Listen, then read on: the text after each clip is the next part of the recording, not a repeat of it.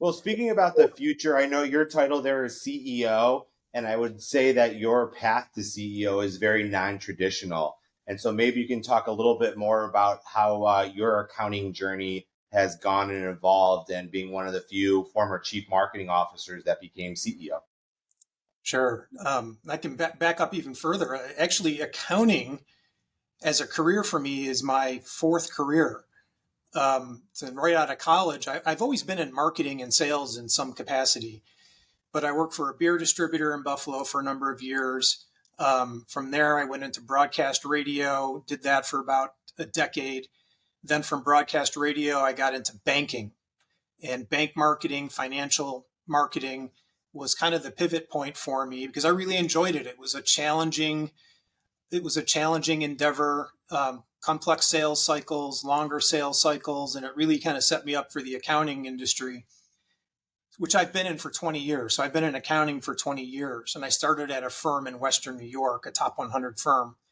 And I've had every role in marketing that you could possibly think of. I think I came in to my former firm as a marketing coordinator. From there, I was a marketing manager, then a director of marketing.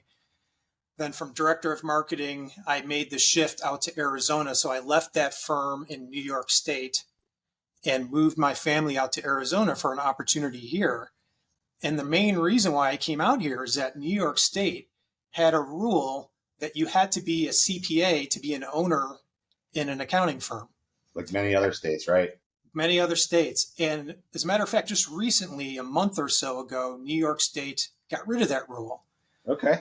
So Well, now you can be a non CPA owner in a firm in New York State. But Arizona didn't have that baggage back then. And I had a very attractive offer to come out here and to be a shareholder at BeachFleischman. So when I came out here in the fall of 2012, I want to say it was, the firm very quickly made me a partner in the firm and a chief marketing officer, which was great.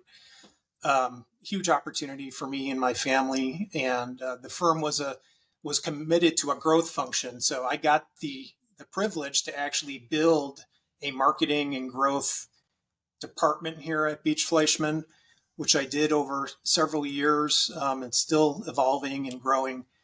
But I think I had the CMO role for a good 5 or 6 years. And then from there, I had a kind of a shift to chief strategy officer, then chief strategy officer to CEO. In 2022 was my first year as CEO. So looking when you started 20 years at Beach Fleischman to where you are today in terms of revenue, where were you guys and where are you?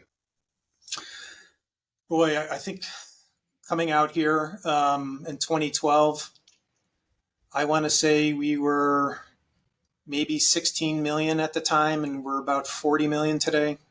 Going from a top 100 jumping into a $60 million firm is probably an interesting experience, but obviously, a path that was very clearly defined that, achieved kind of the fruits of that labor. So you've been CEO now for about 16 months, 18 months? Yep. And how's it going?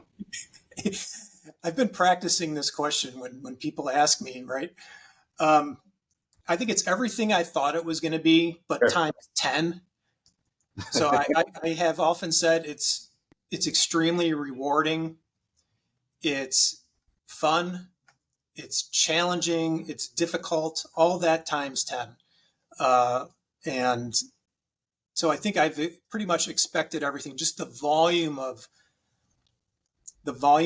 events and responsibilities is much larger, I think, than I had anticipated. The responsibility level, of course, but that comes with just having a good team, and you have to have trust in the people around you, and certainly the confidence in your own abilities, right? And so I'm learning a whole new skill set, though, because as chief marketing officer, you're really focused on the growth function of the firm. And I have so many other responsibilities now, and the learning curve has been significant. And I'm always humbled by the amount of information that I don't know, right? And so I think that's just part of the journey of being a CEO. It's like the more you know, the more you don't know kind of thing. Yeah. And so you really do have to rely on not only your coworkers, but your consultants, your mentors, and your network of support. And I think I have all that. So I'm pretty happy with it.